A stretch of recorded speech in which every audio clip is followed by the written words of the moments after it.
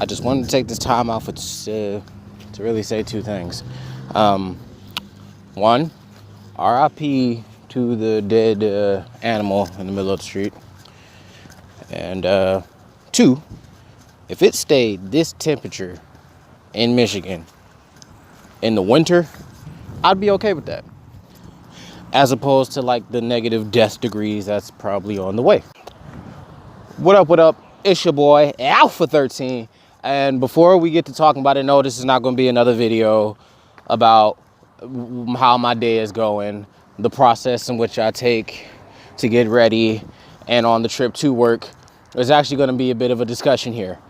Like I said, I'm going to bring you guys some quality content. I'm going to have a consistent uploading scheme. And the best part about today is once I finish this shift, I can go ahead and like do what I want because I'm finally off tomorrow. So I'm focusing on y'all, just for y'all. So please, before we even get into the discussion, like, comment. Well, not comment. Don't comment yet. I lied. But like the video. So let's get into it. Yeah.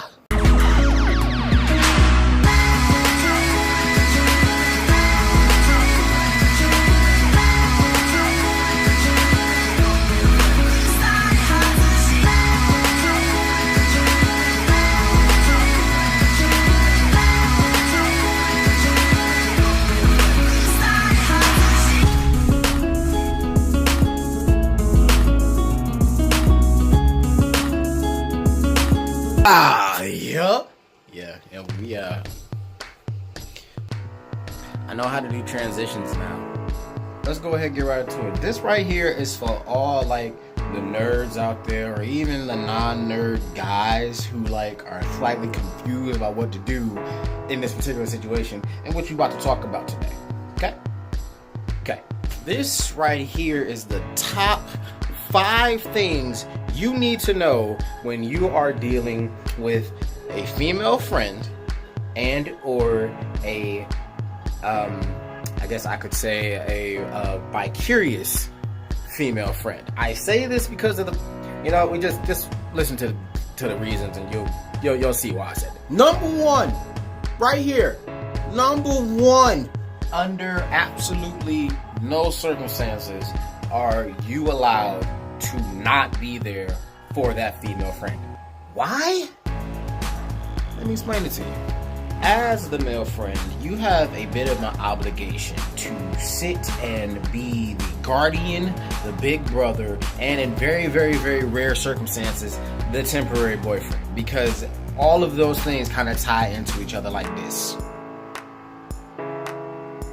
Maybe not exactly like this, but you get my... And I know this is going to sound kind of funny, but seriously, this is coming from, like, again, my standpoint. Because I fall into the category of the nerd that we talked about at the very beginning of this. So, listen, the reason why you have such obligations is because this one simple fact. Let's say, hypothetically, like, she, has, like boy problems or something like that. In certain circumstances where you have to be the guardian, what if the guy's aggressive? What if he's just a prick? You have to be there because, she came to you. Do your job, man. Number 2.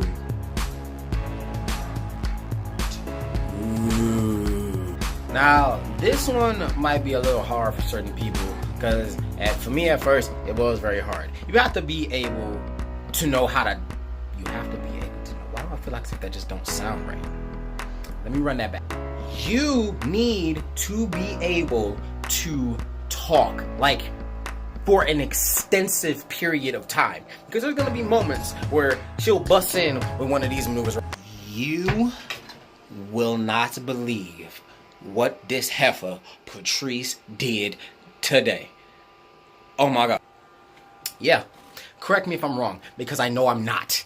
So don't correct. On the real, I advise y'all to be prepared because Patrice probably did do something crazy. So I'm gonna need you to figure out A, the problem, B, how not to sound like you taking Patrice's side, and 3, always be prepared for that moment where you'll say something and she'll think that, you taking Patrice's side, but you're not on Patrice's side. Why? Because you're the male friend. Remember guardianship, big bro?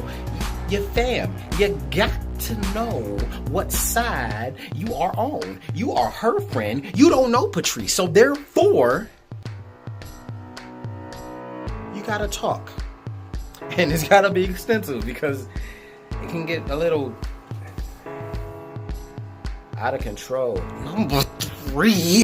And this one is only for the most advanced of quote unquote friend zone male friends, is being comfortable in a room. Not even you being comfortable, making her comfortable about her being relatively nude around you. Yeah. I know. There's the one or two guys that's all like, oh, dude, you know, that's impossible. Girl get naked around me in the room, then that clearly means she wants something. No, that's not always the case. Like, and don't say it and try to mix this as, oh, he's telling us how we can get into the pandemic. No, that's not what I'm saying.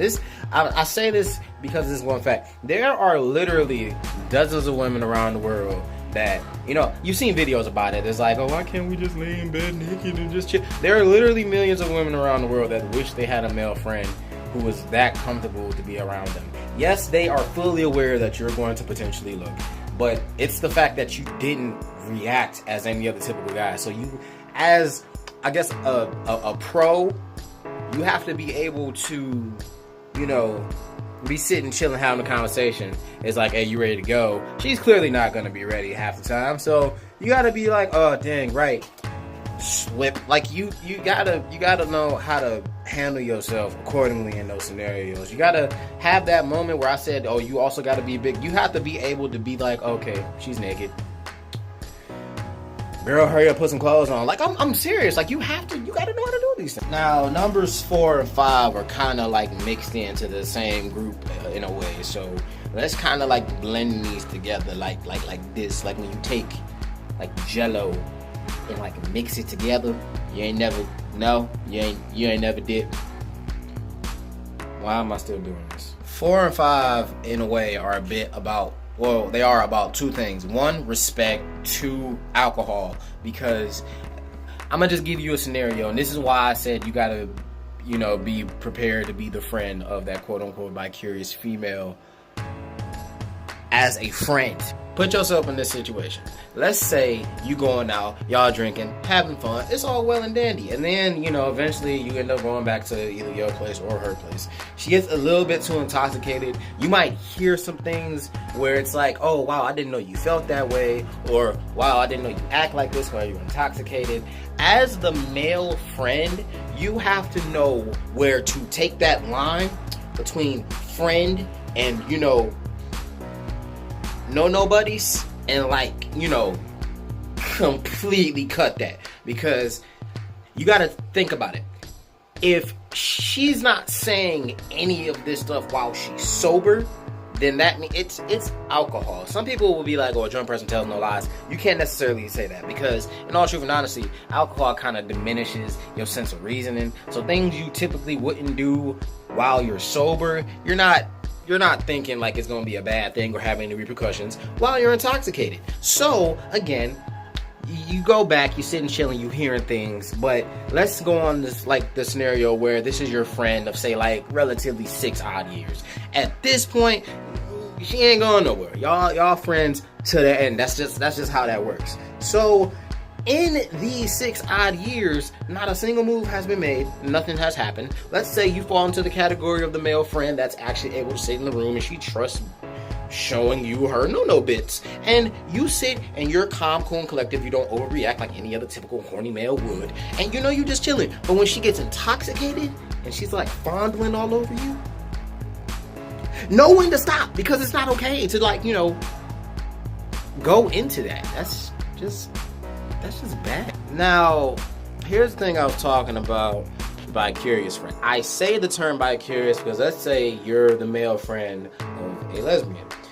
She gets too drunk, and again, sense of reasoning goes relatively out the window, especially if you're hanging out with friends. You need to know where to shut that down at. Like, if you sitting chilling with the homie, y'all kicking it, and the next thing you know, it's like this accidental thing you just rub over, y'all just joking or whatever, and it starts to go a little bit too far, stop. I'm gonna tell you now, stop. I say this because of the simple fact that when everything's said and done, you wake up in the morning, two things are gonna happen. One, she is going to be ticked at you because of the simple fact that it's like, okay, if she was completely toasted, you completely toasted, that's one thing, because both y'all can get up, look at each other, and be like, oh, dang, that was stupid. Why did that happen? But if she's toasted and you only kind of buzz and you kind of just going along in the moment, like, she's going to be angry because you had that ability. Like, you're that person that she confided in that, you know, to not, you know, be a guy. Like, oh god. I never got at first what it meant to, like, oh god, you're acting like such a guy. Like, I never understood it until certain scenarios actually ended up happening. You have to know where the no point is, you know? Like, when you're a male friend, because in today's generation, there's not many people who can be like, oh, that's best friend, and literally do nothing outside of that. Like, y'all are just literally friends. You might as well be one of the girls. There's no type of point. It doesn't really exist like that anymore. And if it does, you know, it's kind of obscured a little bit by, you know, certain like feelings or emotions and whatnot. A lot of people don't know how to like cut those off at points. So I feel like us as male friends, we need to, I guess, set a bit of an example. So yeah, don't be a guy. Just don't be a guy. I guess that's really it. I didn't have much to talk about. So yeah, I'm looking at my wall scroll over there, and it just looks beautiful. Just on a serious note, if you are a friend of, if you're a male friend to a female, or female friend to a female friend to a male, or even, you know, same thing, male, female, or everything in between, you have to know where the boundaries are, okay? So it's really, at the end of the day, it's all about trust, because a lot of people take friendships for granted nowadays. So you have to know where you stand. Like, are you just one of those, what was the phrase? Are you just a chapter person, or are you a main character in the story? I guess I'm pretty sure I butchered that, but it's all good. So yeah, you got to know where you stand, and as that person, don't try to be something you're not, for one, but at the same time, don't drag somebody along thinking like, oh, okay, yeah, this is, you know, my friend, you know, I got you, and then you turn around and you got evil intentions at the end of the day. Don't do that. Just don't do it. So, two things. One, if you made it to this point in the video, you the realest. You the realest. I like you. Go ahead, pat yourself on the back like this.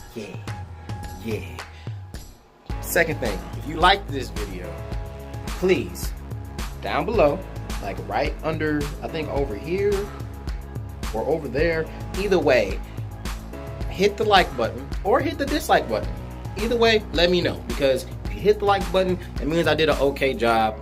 If you dislike it, got some things I gotta work on. If there's some things I gotta work on, leave a comment down below. But also leave a comment down below if there's anything else that you'd like to talk about.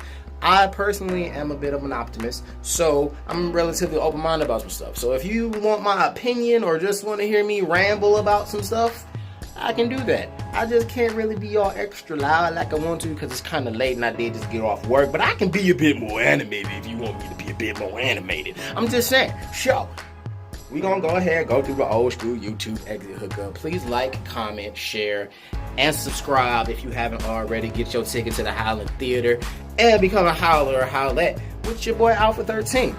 I am signing out. Be the best you can be. Go beyond that. And as always, peace out and howl out. Chill.